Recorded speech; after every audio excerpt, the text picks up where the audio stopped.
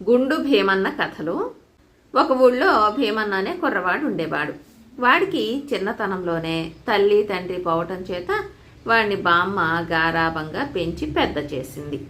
భీమన్నకు తెలివితేటలు లోకజ్ఞానము కొంచెం కూడా లేవు. కానీ వాడిది అంతులేని బలం. వాడిని అందరూ గుండు భీమన్న అని పిలిచేవాళ్ళు. వాడికి కొంచెం కూడా చదువు రాలేదు. అటువంటి వాడు గాలికి తిరిగే కన్నా ఎక్కడైనా పనికి కుదిరితే కాస్త బాగుపడతాడనే ఉద్దేశంతో బామ్మ వాడిని వెళ్ళి ఎక్కడైనా పని చూసుకోమని చెప్పింది. పని కోసం వెళ్ళినప్పుడు ఎలా మసులుకోవాలో బామ్మ గుండు భీమన్నకు ఈ విధంగా చెప్పింది. మాట్లాడక పని చేసి పోట్లాడక కూలి పుచ్చుకో. అలా చేసేవాళ్లనే లోకం మంచివాళ్లుగా తలుస్తుంది. చేసే పని బాగా చెయ్యి, పుచ్చుకునే డబ్బు చేతి నిండా పుచ్చుకో. నే చెప్పిన మాటలు మర్చిపోవు కదా. బామ్మ చెప్పిన సలహా వాక్యాలు మననం చేసుకుంటూ గుండు భీమన్న పని కోసం ఊరి వెంట బయలుదేరాడు. దారిలో ఒక ఇంటి ముందు వాడికి ఒక పెద్ద మనిషి కనపడ్డాడు. వాడు ఆయనను, నేను పని కోసం వెతుకుతున్నాను. నాకు మాట్లాడక పని పోట్లాడక కూలీ ఇచ్చేవాళ్ళు కావాలి. ఎవరన్నా ఉంటే చూపిస్తారా అని అడిగాడు. గుండు భీమన్నకు తెలివితేటలు శూన్యమని తెలిసిపోయింది. ఆయన వాడికి ఒక తొండను చూపించి, అదుగో అది నిన్ను మాట్లాడక పనికి రమ్మని పిలుస్తున్నది. అది చెప్పిన పని చేసి పోట్లాడక కూలి డబ్బులు పుచ్చుకో అన్నాడు. గుండు భీమన్న తొండకేసి చూశాడు. అది మాట పలుకు లేకుండా తల పైకి కిందికి ఆడించటం వాడికి కనిపించింది.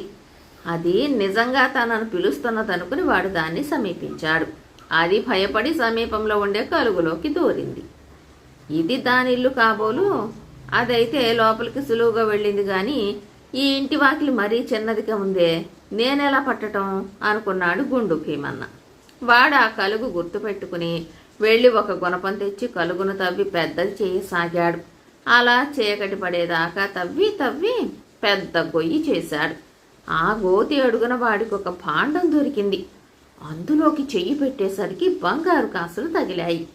ఓహో, నేను చేయవలసిన పని అయిపోయింది కాబోలు, నాకు డబ్బిచ్చేస్తున్నారు అనుకున్నాడు వాడు. వాడికి బామ్మ ముందే చెప్పింది పని బాగా చేసి చేతి నిండా డబ్బు తెచ్చుకోమని. అందుకని వాడు పట్టెడు బంగారు కాసులు తీసుకుని మిగిలిన బంగారం అక్కడే వదిలేసి ఇంటికి పోయాడు. వాడు తెచ్చిన బంగారం చూసి బామ్మ నిర్ఘాంతపోయి, ఇంత బంగారం నీకెక్కడిదిరా అని అడిగింది. గుండు భీమన్న బామ్మకు జరిగినదంతా చెప్పాడు. అంతా విని ఆవిడ, ఓరి వెర్రి కుంక, ఏది ఆ చోటెక్కడో నాకు చూపించు అన్నది. చీకట్లో భీమన్న ఆవిడను తాను తవ్విన చోటికి తీసుకుపోయాడు. ఆవిడ వాడి చేత భాండం పైకి తీయించి ఇంటికి పట్టించుకువచ్చి, ఈ డబ్బు సంగతి ఎక్కడా ఎత్తకు, తెలిసిందా? నీ పెళ్ళికి ఇదంతా ఖర్చు చేద్దాం. అంతదాకా నేను దీన్ని జాగ్రత్తగా దాచుంచుతాను అన్నది. గుండు భీమన్న తల ఆడించి సరేనన్నాడు. మర్నాడు బామ్మ వాడితో, ఒరే నాయనా, నిన్న నీకు పని ఇచ్చినవాడు చాలా చెడ్డవాడు. అటువంటి వాళ్ళ దగ్గరికి పోకు. ఎవరన్నా ముసలి సాధువులకు సేవ చేస్తే భుక్తి ముక్తి ఉంటుంది. వాళ్ల సంపర్కం వల్ల నీకింత జ్ఞానం కూడా కలుగుతుంది అన్నది.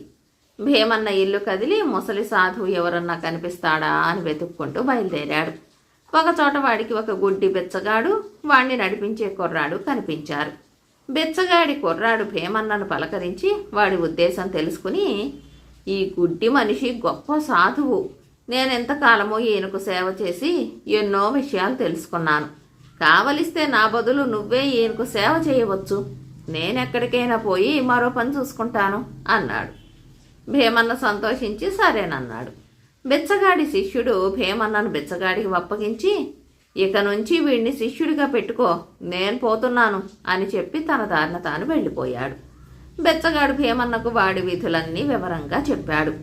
మనం ఇంటింటికి వెళ్ళి అడుక్కుంటాం. నాకు కళ్ళు కనపడవు గనుక నన్ను నువ్వు కర్ర పట్టుకు నడిపించాలి. నువ్వు వెనక తిరిగి చూడనవసరం లేదు. మెరక గాని పల్లం గాని నీళ్లు గాని వచ్చినప్పుడు నాకు చెబితే చాలు. ఇళ్ళన్నీ అడుక్కున్నాక మనం వంట చేసుకు తినాలి. వంట నువ్వే చేయాలి. మళ్ళీ బయలుదేరేటప్పుడు మన సామానంతా సరిగా ఉన్నది లేనిది నువ్వే చూసుకోవాలి. మన సామాను ఏమిటో తెలుసా? తట్ట, బుట్ట, తప్పేళ, చెంబు, లోట, గరిటె, కర్ర, అంతే. ఈ జాబితా బాగా కంఠస్థం చేసుకో. నేను చెప్పిన ప్రకారం సేవ చేశావంటే మనకు దొరికిన దానిలో నీకు సగం నాకు సగం, తెలిసిందా? భీమన్న ఎంతో శ్రద్ధగా బిచ్చగాడు చెప్పినదంతా తలకెక్కించుకున్నాడు. సన్యాసి వద్ద ఒక కర్ర ఉంది. దానికి 2 చివర్లా కొంకులున్నాయి. బిచ్చగాడు జోలె భుజాన వేసుకుని కర్ర ఒక చివర పట్టుకు నడుస్తుంటే తట్ట నెత్తిన పెట్టుకుని భీమన్న కర్ర 2వ చివర పట్టుకుని దారి తీశాడు. ఇద్దరూ నడుస్తూ ఉండేటప్పుడు భీమన్న మధ్య మధ్య ఆగి బిచ్చగాడిని గమనిస్తూ వచ్చాడు. బిచ్చగాడు వాడితో, నువ్వు నా కోసం ఆగవలసిన పనే లేదు, నీ మానా నువ్వు ముందుకు పోతూ ఉండు, ఎక్కడైనా ఎత్తు గాని పల్లం గాని నీళ్లు గాని వస్తే నాకు చెప్పు అన్నాడు.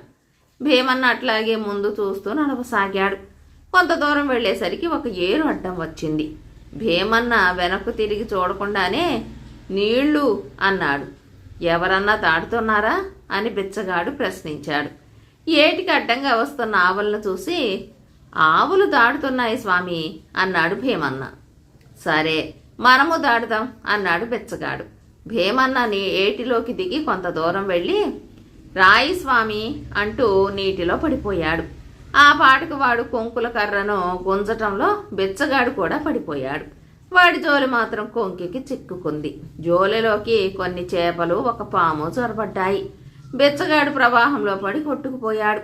భీమన్న లేచి తట్ట నీటిలోంచి పైకి తీసి, తట్ట, బుట్ట, తప్పేళ, చెంబు, లోట, గరిటె, కర్ర అంతే అని అన్నీ లెక్క చూసుకుని బిచ్చగాడి కోసం వెనక్కు తిరిగి చూడక కర్ర చివరి కొంకికి చిక్కుకున్న జోలెను ఈడ్చుకుంటూ ఏరు దాటసాగాడు. దురదృష్టవశాత్తు జోలెలో చేరిన పాము తల బయటికి పెట్టేసరికి దాని తల కర్ర కొంకికి జోలికి మధ్య నొక్కుకుపోయి అది కాస్త చచ్చిపోయింది. భీమన్న నది దాటి జోలెను ఈడ్చుకుంటూ పోతుంటే దారిలో కొందరు, అయ్యో పాము పాము అని పెద్దగా కేకలు పెట్టారు. పాము కాదు స్వాముల వారు అని భీమన్న వాళ్ళకి బదులు చెప్పాడు. పామో స్వామో వెనక్కు తిరిగి చూడు, నీకే తెలుస్తుంది అన్నారు వాళ్ళు. చూడను, చూడకూడదు, స్వాముల వారి ఆజ్ఞ అన్నాడు భీమన్న. వాడి చుట్టూ ఒక గుంపు చేరింది. వాడు కొంచెం ముందుకు పోయి ఒక ఇంటి ముందు నిలిచి, స్వామి అన్నాడు. వాడు స్వామి అనగానే బిచ్చగాడు జై సీతారాం అంటాడు. ఇంటి వాళ్ళు బిచ్చం వేస్తే వేస్తారు, లేకపోతే పొమ్మంటారు. ఈ ఏర్పాటు ప్రకారం భీమన్న స్వామి అన్నాడు. కానీ బిచ్చగాడు జై సీతారాం అనలేదు. అప్పుడు వాడు కర్ర 2వ చివరకేసి చూశాడు. వాడికి చచ్చిన పాము కనిపించింది. అందరూ పకపక నవ్వి, ఒరేయ్ నీ స్వాముల వారు పాముల వారైనారు, వారిని సమాధి చేసేయి అన్నారు. నిజమేననుకుని భీమన్న చచ్చిన పామును ఊరి బయట గుంట తవ్వి పూడ్చిపెట్టి ఆ సమాధి వద్ద 4 తులసి మొక్కలు నాటాడు. ఈ లోపల ఏట్లో పడిన బిచ్చగాడు గట్టి ఆయువు కలవాడు కావటం చేత ఎలాగో ఒడ్డుకు చేరి అక్కడ ఒక చోట కూర్చుని అడుక్కోసాగాడు. పాముకు చేసేట్టుగా వస్తున్న భీమన్న వాడిని చూసి, ఆహా ఏమి స్వాముల వారి మహిమ అనుకుని తన నెత్తి మీద ఉన్న తట్ట దించి, స్వామి ఇదిగో తట్ట, బుట్ట, తప్పేళ, చెంబు, లోట, గరిటె, కర్ర అంతే అన్నాడు. బిచ్చగాడు మండిపడి, దొంగ వెధవ, నన్ను ఏట్లో తోసి మళ్ళీ నా సేవ చేయటానికి వచ్చావా? చూడు నిన్నేం చేస్తాను అంటూ అరిచాడు. భీమన్న పరిగెత్తి ఇంటికి పోయి బామ్మతో జరిగిందంతా చెప్పి, నా వల్ల ఏ తప్పు లేకుండానే స్వాముల వారు నా మీద మండిపడ్డారు బామ్మ అన్నాడు. నువ్వు వట్టి వెర్రి వెంగళాయివి, నీకెవరి సేవ వద్దులే, అడవికి పోయి కట్టెలు కొట్టి తెస్తూ ఇంటి పట్టునే పడి ఉండు అన్నది బామ్మ. అలా రోజులు గడుస్తున్నాయి. అయితే భీమన్న ఉండే గ్రామంలోనే ఒక శ్రీమంతుడు ఉండేవాడు. ఆయన భోజన ప్రియుడు, బోలెడంత డబ్బు ఉన్నది, సంసారం ఏమీ లేదు. అందుచేత ఆయన వంటవాడిని ఒకడిని పెట్టుకుని వాడి చేత రుచి రుచిగా భోజనము ఫలహారాలు చేయించుకునేవాడు. 3 పూటల మస్తుగా తినటము నిద్రపోవటము తప్ప ఆయనకు మరొక పని లేదు. త్వరలోనే శ్రీమంతుడి వద్ద వంట చేసేవాడికి కూడా తిండి జాస్తి అయ్యి శరీరం కొవ్వి సోమరితనం అలవడింది. అందుచేత వాడు తన కింద పని చేయడానికి మరొక మనిషిని పెట్టుకోవాలని నిశ్చయించాడు.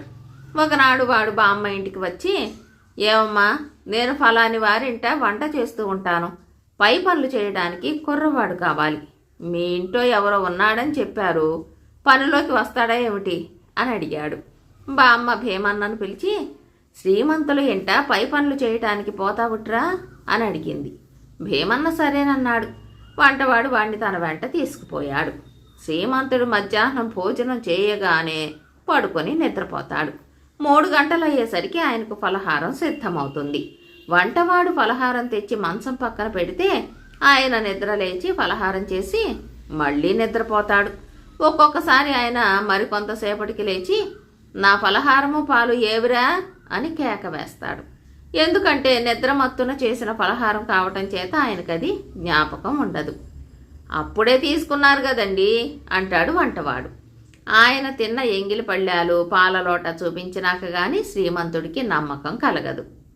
యజమానికి ఇలాంటి అలవాటు ఉండటం చేత వంటవాడు ఆయన ఎంగిలి పళ్ళాలు లోట మంచం పక్కనే ఉండనిచ్చేవాడు. అలా కొంతకాలం గడిచాక వంటవాడికి ఒక దుర్బుద్ధి పుట్టింది. వాడికి కూడా క్రమంగా ఒళ్ళు బరువు హెచ్చుతూ ఉండటం చేత ఒక్కొక్క రోజు ఫలహారం చేయడానికి ఒళ్ళు వంగేది కాదు. అటువంటప్పుడు వాడు కొన్ని ఎంగిలి పళ్ళాలు లోటా తయారు చేసి యజమాని మంచం పక్కన పెట్టేసి యజమాని మూతికి కొంచెం చక్కెర నెయ్యి కలిపి రాసి మాట్లాడకుండా ఊరుకునేవాడు.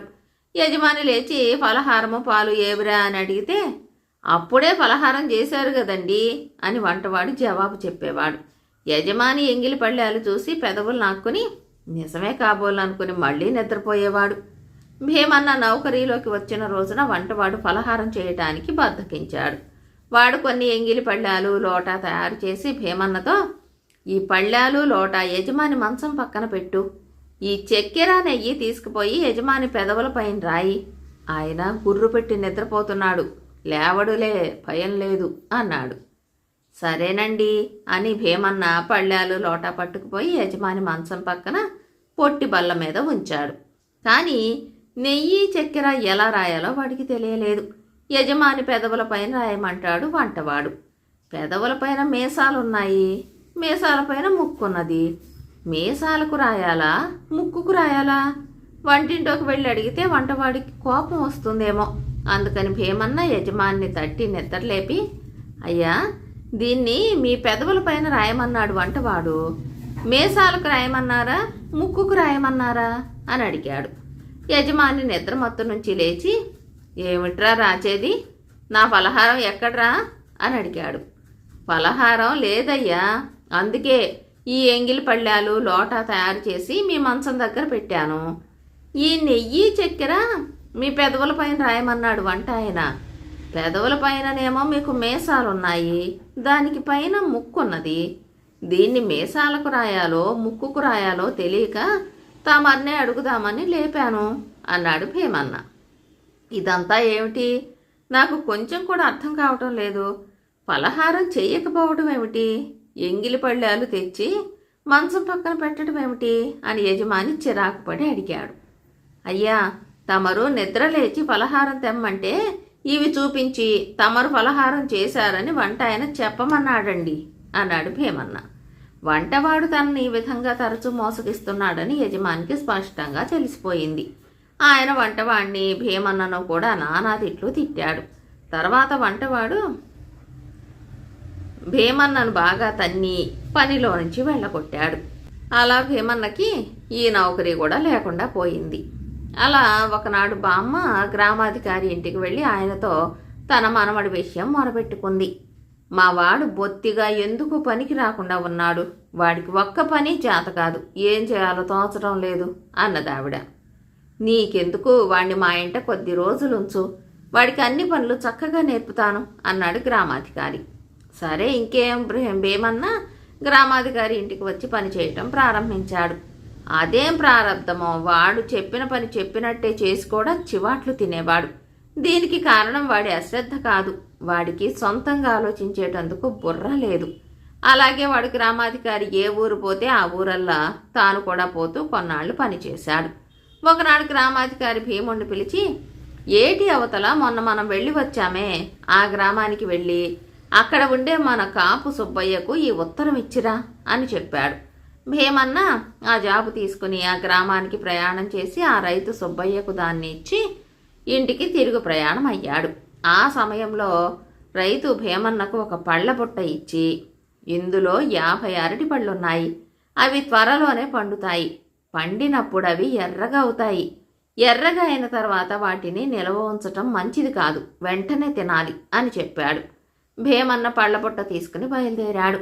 వాడు నది దగ్గరికి వచ్చేసరికి ప్రవాహం జాస్తిగా ఉంది. ఆ రోజు నది దాటడం సాధ్యపడలేదు. మర్నాడు భీమన్న నది దాటి బుట్టలో పళ్ళకేసి చూసుకున్నాడు. అవి ఎర్రగా ఉన్నాయి. పళ్ళు ఎర్రబడ్డాక నిలవ ఉంచరాదని, వెంటనే తినాలని రైతు చెప్పిన మాటలు జ్ఞాపకం వచ్చి భీమన్న కష్టపడి 50 అరటిపళ్ళు తినేసి ఖాళీ బుట్ట తీసుకుని ప్రయాణం పూర్తి చేసి గ్రామాధికారి ఇల్లు చేరుకున్నాడు. వెళ్ళిన పని అయిందా? చీటీ సుబ్బయ్యకి ఇచ్చావా అని గ్రామాధికారి అడిగాడు. ఇచ్చాను, ఇదిగో బుట్ట, సుబ్బయ్య మీకివ్వమన్నాడు అంటూ భీమన్న ఖాళీ బుట్ట గ్రామాధికారి ఎదుట పెట్టాడు. ఈ ఖాళీ బుట్ట దేనికిచ్చాడు అని గ్రామాధికారి ఆశ్చర్యంతో అడిగాడు. ఖాళీ బుట్ట ఇవ్వలేదు, అందులో 50 అరటిపళ్ళు పెట్టి వాటిని ఎర్రబడగానే తినాలని, నిలవ ఉంటే చెడిపోతాయని చెప్పాడు. నేను ఏరు దాటి చూస్తే పళ్ళు ఎర్రబడ్డాయి, నిలవ ఉంటే చెడిపోతాయని అన్నీ తినేశాను అన్నాడు భీమన్న. గ్రామాధికారికి మండిపోయింది. ఆయన భీమన్న నానా చివాట్లు పెట్టి, నీ మొహం నాకు చూపించకు, వెళ్ళిపో అని ఇంటికి పంపేశాడు. బామ్మ వాణ్ణి చూస్తూనే ఏదో జరిగిందని గ్రహించింది. జరిగినదంతా విన్నాక ఆవిడ నిరాశతో, ఓరి వెధవా, నీకింక ఈ జన్మలో బుద్ధి రాదు అన్నది. మరి ఏ జన్మలో బుద్ధి వస్తుంది అని అడిగాడు భీమన్న. ఇంకొక జన్మ ఎత్తాలి అన్నది బామ్మ. ఇంకొక జన్మ ఎప్పుడెత్తుతాను అని అడిగాడు భీమన్న. చచ్చినాకనే ఇంకో జన్మ, నువ్వు పని చేయటం చాలే, ఇల్లు కదలకు అన్నది బామ్మ. బామ్మ చెప్పింది, తనకి ఈ జన్మలో బుద్ధి రాదు, ఇంకో జన్మ ఎత్తాలి. ఇంకో జన్మ ఎత్తాలంటే ముందు చావాలి. అందుచేత భీమన్న చావు కోసం ఎదురు చూడసాగాడు. అది ఎప్పుడు వస్తుందో, ఎలా వస్తుందో అది మాత్రం వాడికి తెలియదు. ఒకనాడు వాడు కట్టెల కోసం దారి పక్కనున్న చెట్టు ఒకటి ఎక్కి మంచి కొమ్మ ఒకటి చూసుకున్నాడు. దానిని కొట్టాలంటే నిలబడటానికి వీలైన చోటేది వాడికి కనిపించలేదు. అందుచేత వాడు ఆ కొమ్మ మీదనే ఎక్కి దాన్ని కొట్టనారంభించాడు. ఆ సమయంలో దారి వెంబడి వెళ్లే ఒక ముసలివాడు భీమన్నను చూసి, అదేం పనిరా అబ్బి, కింద పడిపోతావు అని హెచ్చరించాడు. నాకు చెట్టు ఎక్కడం చేత కాదనుకున్నావా? కొమ్మలు కొట్టడం చేత కాదనుకున్నావా? పడిపోతానని చెప్పడానికి నీకేమన్నా దివ్య దృష్టి ఉందా? పాదవయ్యా పద అంటూ ముసలివాణ్ణి కోప్పడి భీమన్న కొమ్మను కొట్టసాగాడు. కొద్దిసేపట్లోనే కొమ్మ విరిగిపడింది. దానితో పాటు భీమన్న కూడా పడ్డాడు. అయితే అదృష్టవశాత్తు కొమ్మ ఒక్కసారిగా విరిగిపడక నింపాదిగా వరగటం వల్ల భీమన్నకు దెబ్బలేమీ తగల్లేదు. కానీ వాడికి ముసలివాడి మీద మాత్రం గురి కుదిరింది. ఆ ముసలివాడు మంచి జ్ఞానే ఉండాలి, అందుకే జరగబోయేది అంత సరిగా చెప్పాడు. భీమన్న పరిగెత్తుకుంటూ వెళ్ళి ముసలాయన్ను కలుసుకుని, అయ్యా, నన్ను మన్నించండి, మీరు త్రికాల వేదులన్నది తెలియక నోటికి వచ్చినట్టు మాట్లాడి మీకు అపచారం చేశాను. మీరన్నట్టుగానే నేను కింద పడిపోయాను అన్నాడు ఆయన ముందు సాష్టాంగపడి. నేను విశేషమేమీ చెప్పలేదులే నాయన, లే లే అంటూ ముసలివాడు భీమన్నను లేవదీయబోయాడు. మీకు సమస్తము తెలుసు, నేను ఎప్పుడు చచ్చిపోతానో చెప్పిన దాకా నేను మీ కాళ్ళు విడువను అన్నాడు భీమన్న. వాడు బుద్ధి లేనివాడని ముసలివాడు గ్రహించి వాడితో, నాయనా, నీ ఆయుస్సు తీరగానే చచ్చిపోతావు అన్నాడు. ఆయుస్సు ఎప్పటికి తీరిపోతుంది అని మళ్ళీ అడిగాడు భీమన్న. నీ తల వెంట్రుకలన్నీ తెల్లబడిపోయాక ఆయుస్సు తీరిపోతుంది అన్నాడు ముసలివాడు. తల వెంట్రుకలు తెల్లబడేది ఎలాగా అని మళ్ళీ అడిగాడు భీమన్న. ఈ వెర్రివాణ్ణి వదిలించుకుందామనుకున్న ముసలివాడు, అదెంత భాగ్యం, పొద్దున్నే లేచి మంచి గేదె పెరుగు వేసుకుని అన్నం తిని ఆ చెయ్యి కడుక్కోకుండా జుట్టుకు రాచుకో, తర్వాత నీకు 3 త్రేపులు వస్తాయి, 3వ త్రేపుకు ప్రాణం పోతుంది అన్నాడు ముసలివాడు. భీమన్న ఈ సలహాతో పూర్తిగా తృప్తిపడి ముసలివాడి కాళ్ళు వదిలాడు. వాడు తాను కొట్టిన కొమ్మను నరికి కట్టెగా పేళ్లు వేసుకుని వాటితో ఇంటికి వెళ్ళి బామ్మతో, బామ్మ, రేపు పొద్దున నాకు గట్టి గేదె పెరుగు వేసి అన్నం పెట్టాలి అన్నాడు. తిండి విషయంలో రుచి ఏమిటో మనవడికి తెలిసి వచ్చింది కదా అనుకుని బామ్మ సంతోషించింది. ఆవిడ భీమన్న కోసం మరింత జాస్తిగా పెరుగు తోడు పెట్టింది. మర్నాడు లేస్తూనే భీమన్న తాను చావబోతున్నందుకు సంతోషించాడు. తాను పోయాక తనను పాతేయటం బామ్మకు లేనిపోని యాతన. అందుకని వాడు ఊరి బయటికి పోయి ఒకచోట లోతైన గుంట తవ్వి పెట్టుకుని ఇంటికి తిరిగి వచ్చాడు. బామ్మ వాడికి గట్టి పెరుగు వేసి అన్నం పెట్టింది. ముసలాయన చెప్పిన ప్రకారం వాడు పెరుగన్నం తినేసి తన ఎంగిలి చేతిని తలకు రుద్దుకున్నాడు. వెంట్రుకలకు పెరుగు అంటుకున్నది. అద్దంలో చూసుకుంటే వాడికి తన వెంట్రుకలు అక్కడక్కడ తెల్లగా ఉండటం కనిపించింది. జుట్టు తెల్లగా అయ్యింది. ఇక ఆయుస్సు చెల్లిపోయినట్టే అనుకున్నాడు భీమన్న. అంతలోనే వాడికి ఒక త్రేపు వచ్చింది. ఒక ప్రాణం పోనే పోయింది, ఇంకా 2 ప్రాణాలు పోవాలి అనుకుంటూ వాడు ఊరి బయట తాను తవ్వి ఉంచుకున్న గుంట వద్దకు పరిగెత్తాడు.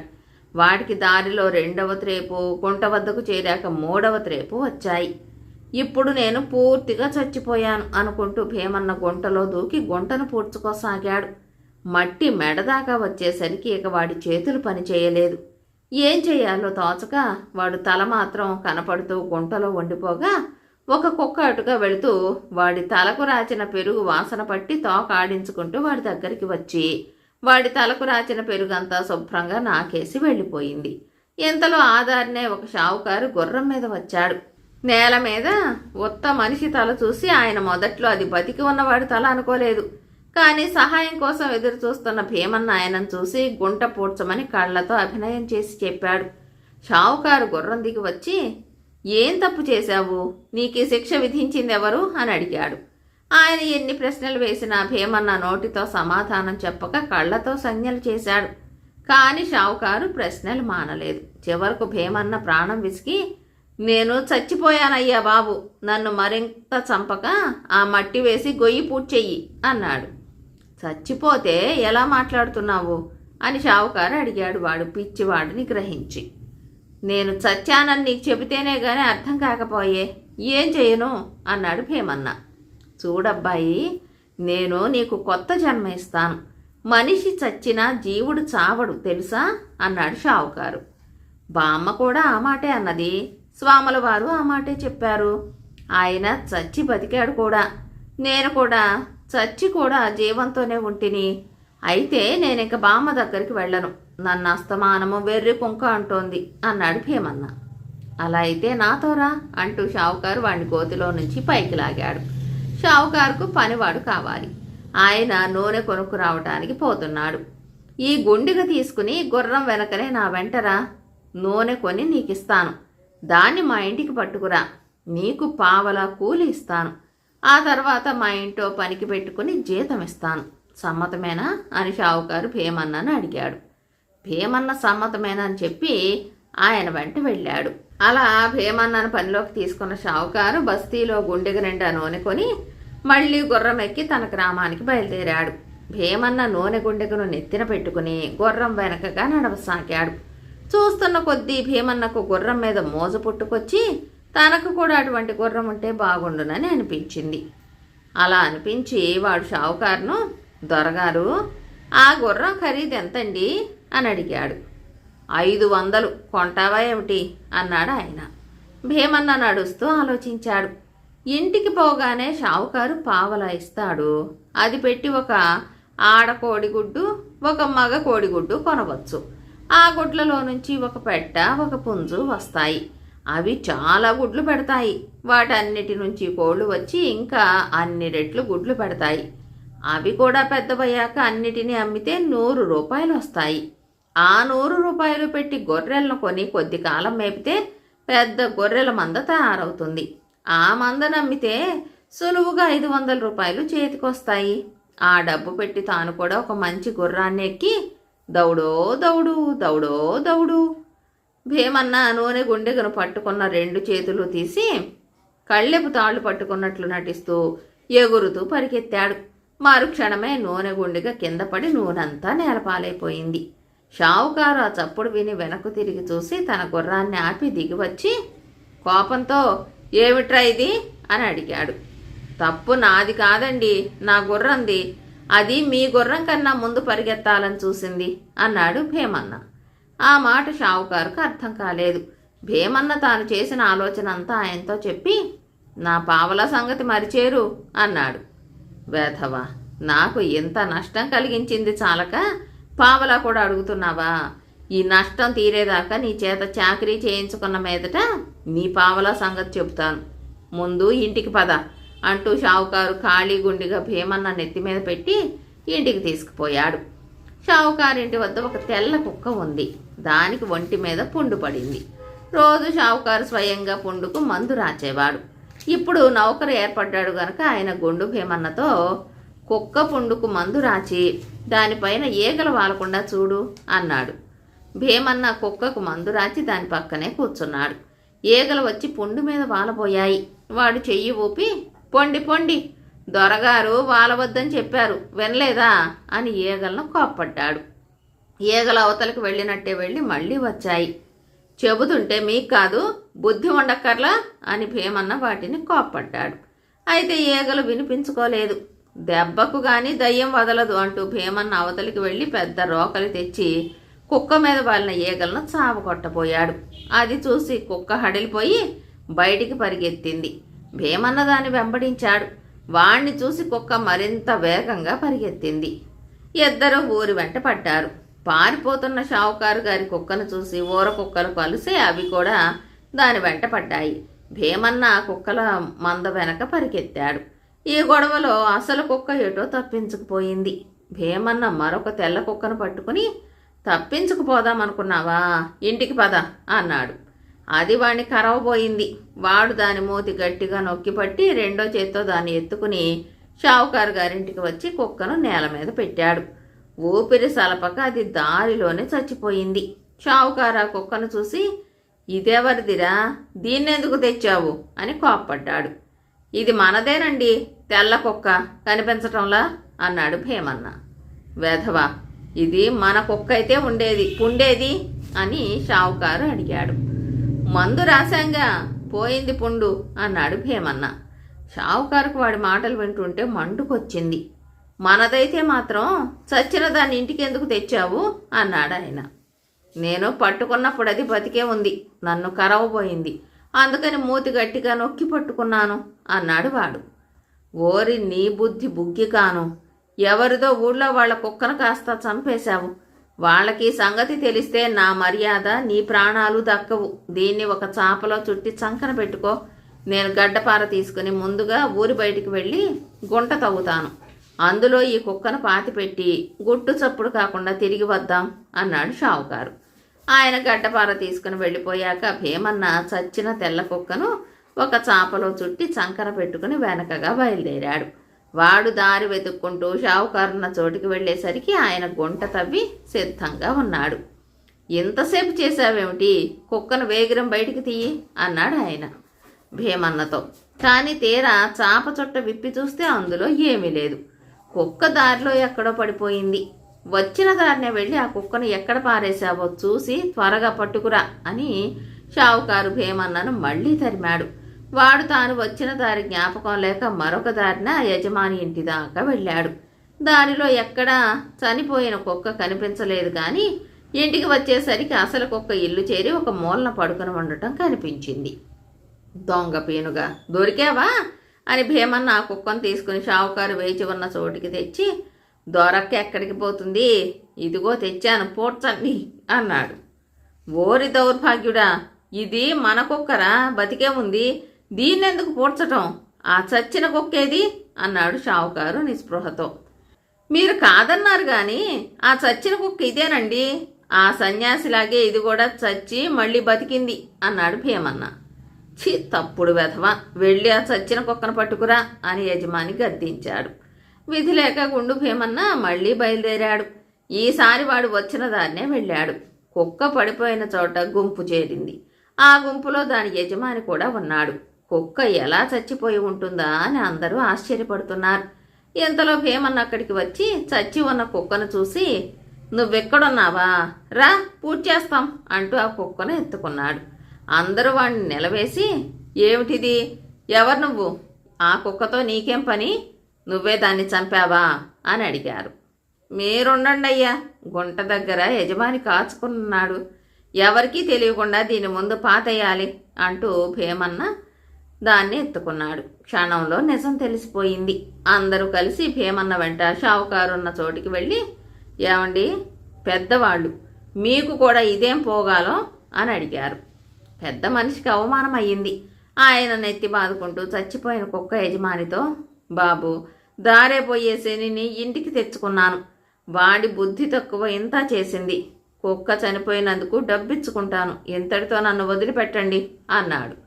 ఆయన భీమన్నతో, చేసింది చాలురా బాబు, ఇకనైనా వెళ్ళిపో అన్నాడు. అదేమిటి దొరగారు, నా పావలా మాట ఏమిటి అన్నాడు భీమన్న. చేసింది చాలక ఇంకా పావలా కావాలిట్రా, నీకు సిగ్గులేదు అన్నాడు షావుకారు కోపంగా. మీ నష్టం తీరేదాకా చాకరీ చేసినాక పావలా మాట చెబుతానంటారు కదండి. చాకరీ చేశాను కదా అన్నాడు భీమన్న. వాడితో మాట్లాడుతూ అక్కడే నిలబడితే నలుగురి మధ్య తన పరువు పూర్తిగా పోతుందని వాడు వదిలిందే చాలనుకుంటూ ఆ షావుకారు వాడికి పావలా ఇచ్చేశాడు. భీమన్న పరమానందంతో ఎగురుకుంటూ బామ్మకు పావలా చూపించడానికి ఇంటికి బయలుదేరాడు. ఇక్కడికి కొన్ని సంఘటనలు మాత్రమే మీరు వినటం జరిగింది.